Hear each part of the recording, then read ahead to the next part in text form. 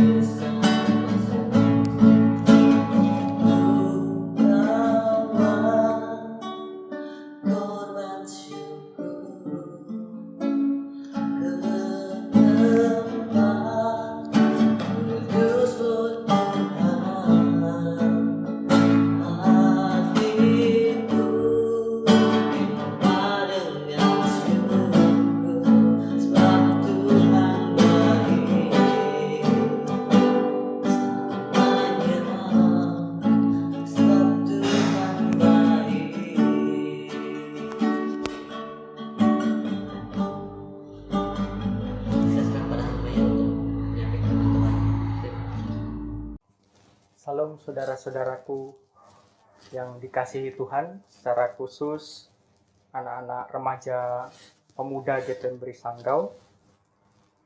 Kita patut memuji Tuhan sebab Dia Allah yang sampai saat ini masih tetap memberikan kesempatan kepada kita semua untuk dapat bersama-sama membaca dan merenungkan firman Tuhan. Nah, sebelum kita lebih jauh membaca dan merenungkan firman-Nya, marilah kita berdoa terlebih dahulu. Mari kita berdoa. Bapa Surgawi, dalam nama Yesus kami bersyukur untuk kesempatan yang indah yang Tuhan berikan kepada kami. Di tengah-tengah kondisi dan situasi dunia saat ini, kami beroleh kesempatan untuk membaca dan merenungkan kebenaran firman Tuhan. Kami sungguh bersyukur. Maka pada saat ini, kami memohon pimpinan dan pertolongan Tuhan, agar kami semua dapat benar-benar mengerti apa yang jadi kehendak dan rencana Tuhan dalam hidup kami melalui kebenaran firman Tuhan. Di dalam nama Yesus kami berdoa, haleluya, amin.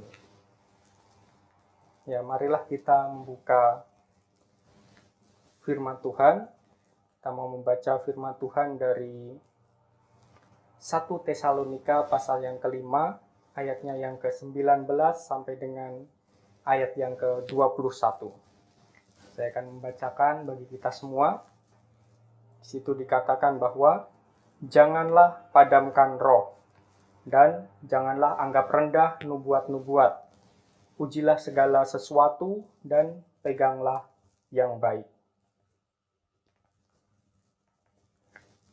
Nah, saudara-saudaraku yang dikasihi Tuhan, pada beberapa waktu terakhir ini kita telah mengetahui baik dari media massa maupun dari media sosial yang seringkali kita buka atau seringkali kita baca, kita mengetahui bagaimana kondisi dan situasi dunia secara global pada beberapa waktu terakhir ini, secara khusus yang terkait dengan COVID-19 atau yang sering kali kita kenal dengan coronavirus.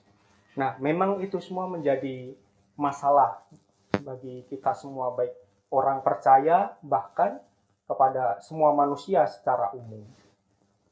Itu semua telah menjadi ancaman bagi kita semua. Namun di dalam kesemuanya itu, ya bagaimanapun juga kita sebagai manusia, kita tetap harus bersyukur bahwa Tuhan masih tetap memberikan kesempatan bagi kita untuk menikmati nafas kehidupan. Bahkan dalam semuanya itu pun ada kesempatan bagi kita untuk tetap beribadah kepada Tuhan. Meskipun dalam situasi yang seperti ini kita dipaksa untuk tetap berada di rumah saja, baik belajar di rumah maupun bekerja di rumah, bahkan untuk tetap beribadah dari rumah juga. Namun dalam kesemuanya itu tidak harus menyempitkan hati kita atau menyempitkan pikiran kita untuk kita berputus asa dan sehingga tidak beribadah kepada Tuhan.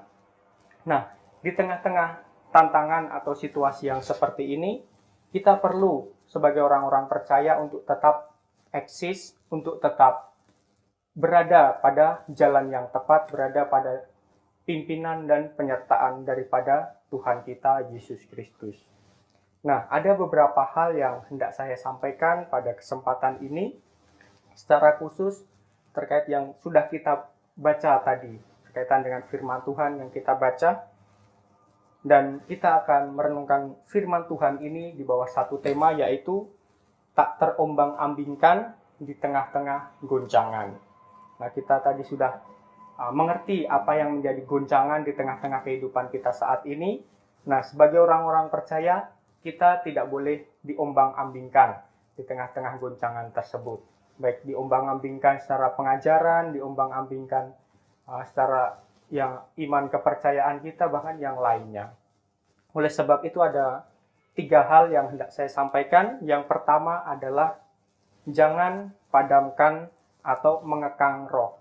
Nah, bagaimana supaya kita tidak terombang-ambingkan di tengah-tengah goncangan? Yang pertama adalah jangan padamkan dan mengekang roh. Nah, yang dimaksud oleh roh dalam bagian ini adalah Roh Kudus. Kita mengetahui bahwa Roh Kudus adalah roh yang menopang kehidupan kita, orang-orang percaya.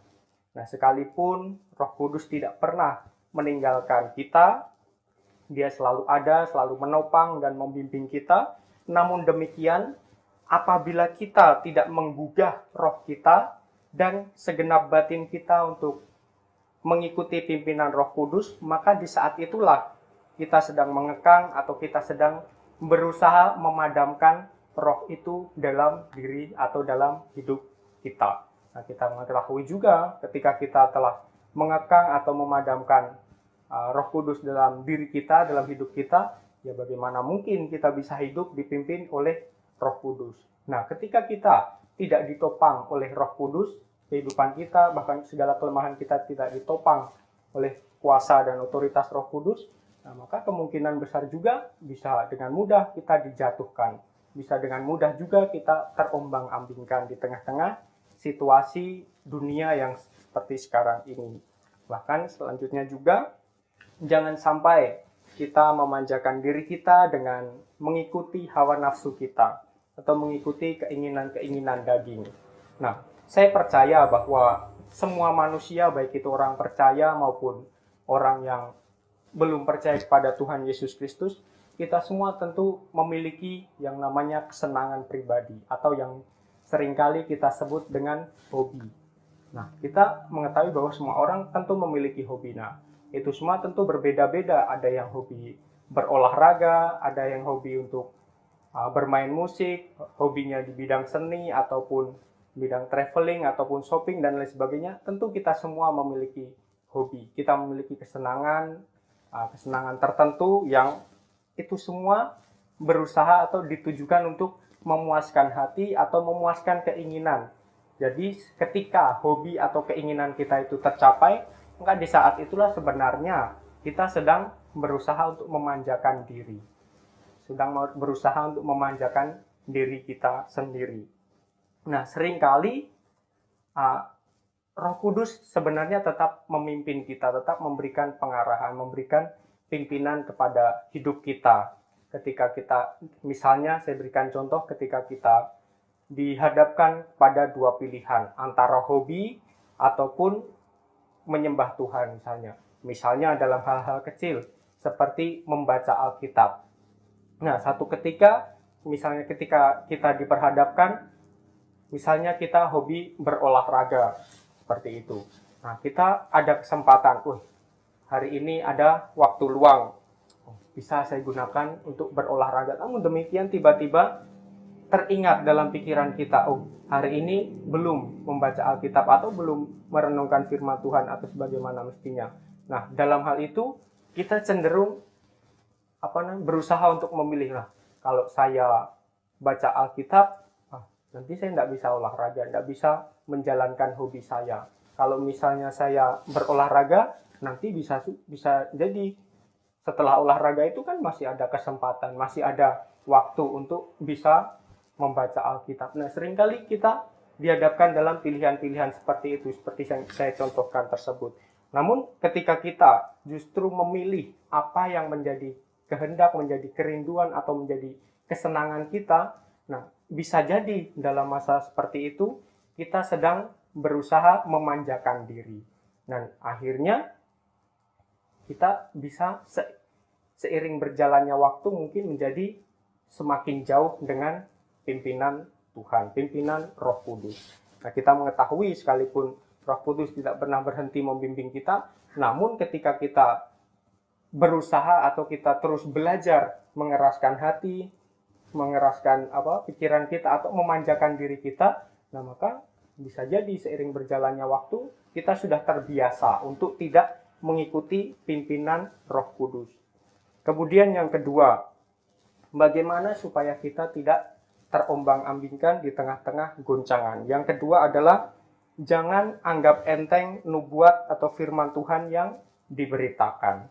Itu kita lihat di ayat yang ke-20 tadi, kalau kita baca. Nah, yang dimaksudkan nubuat-nubuat dalam ayat yang ke-20 tadi adalah berbicara tentang firman Tuhan yang diberitakan oleh para pemberita Injil, oleh para pemberita atau para pengajar-pengajar firman Tuhan itu sendiri.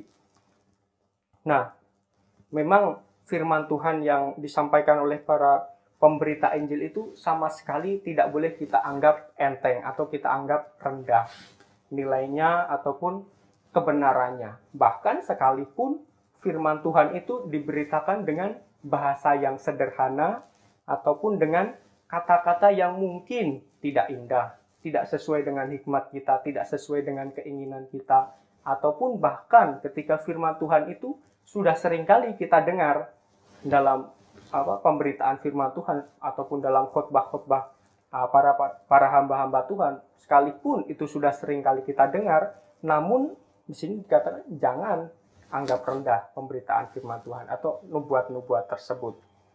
Sebab ketika kita menganggap itu menjadi suatu yang rendah, baik nilai kebenarannya atau dari segi bahasa atau penyampaiannya, ketika kita menganggapnya itu menjadi rendah, maka kemungkinan besar yang akan terjadi adalah kita juga bisa menjadi terbiasa untuk meremehkan orang lain, meremehkan orang-orang tertentu yang diutus atau dipilih oleh Tuhan untuk menyampaikan kebenaran firman Tuhan, menyampaikan kebenaran firman Allah itu sendiri. Nah, mengapa juga demikian? Mengapa kita tidak boleh menganggap enteng atau menganggap rendah? Itu karena firman Tuhan itulah sarana supaya kita dapat memajukan pengetahuan dan mengembangkan diri dalam pengetahuan kita terhadap anugerah Tuhan, terhadap kekudusan, terhadap penghiburan bagi kita semua juga. Dan memang sesungguhnya ketika firman Tuhan itu diberitakan, seringkali juga kita bisa menjadi terhibur batin kita, roh kita, karena firman Tuhan itulah di dalamnya terdapat kekuatan dan kuasa Allah, seperti yang dikatakan oleh Rasul Paulus dalam surat Roma, yang dikatakan bahwa Injil itulah kekuatan Allah. Maka ketika Injil itu diberitakan misalnya kepada orang-orang yang sedang berduka cita, atau orang-orang yang sedang hidup dalam tekanan, dalam penderitaan,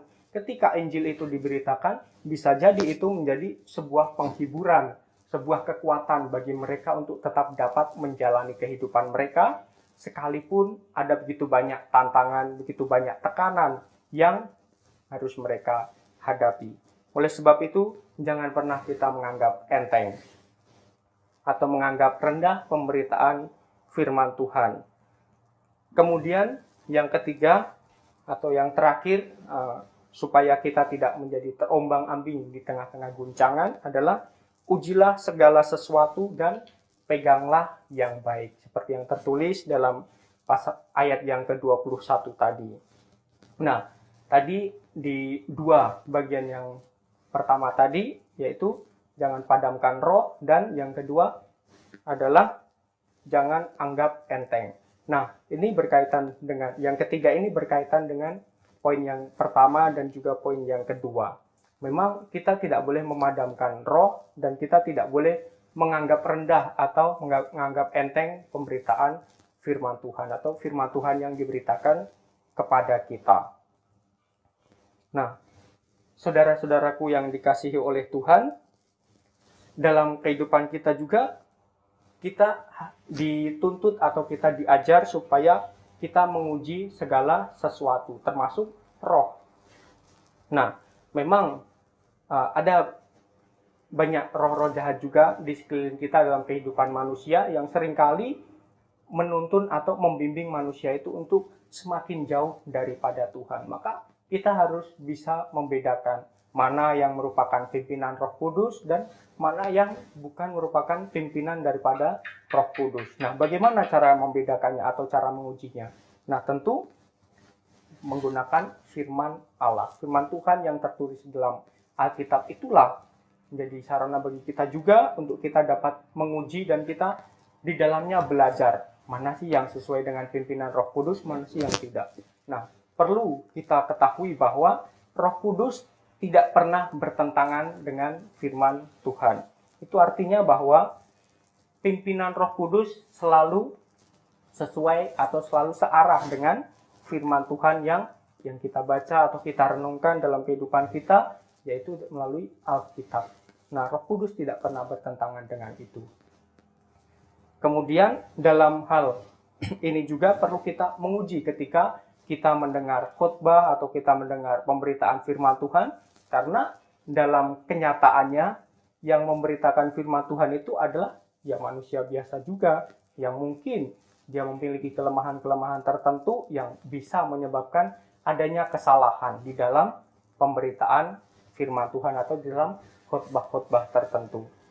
Nah, sekalipun firman Tuhan itu tidak pernah salah, sebagaimana yang tertulis dalam Alkitab juga, atau dikatakan bahwa firman Tuhan sama sekali tidak memiliki kesalahan pada dasarnya. Namun dalam proses penterjemahannya atau dalam proses penafsiran para hamba-hamba Tuhan bisa jadi ada kesalahan. Nah, di dalam hal itu juga perlu kita belajar untuk mengetahui mana yang benar-benar sesuai dengan kebenaran firman Tuhan, sesuai dengan kebenaran firman Allah.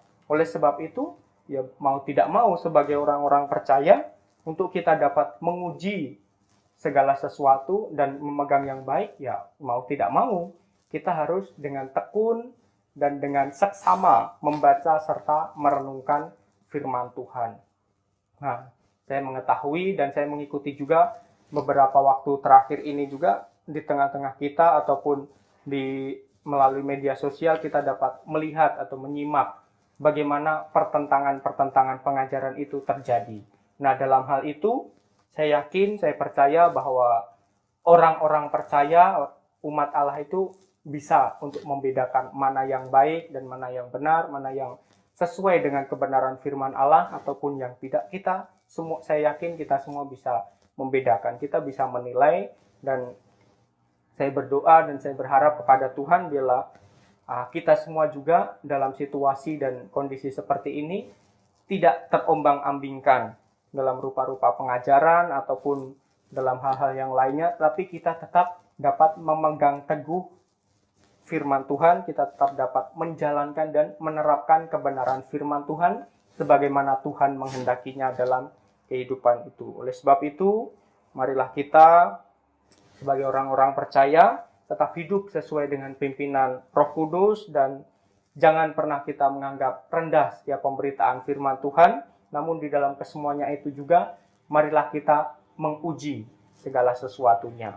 Dan ketika kita sudah menemukan yang baik, yang benar, marilah hal itulah yang perlu kita pegang, perlu kita hidupi, dan kita laksanakan di dalam kehidupan kita sebagaimana Tuhan menghendaki dalam hidup kita juga.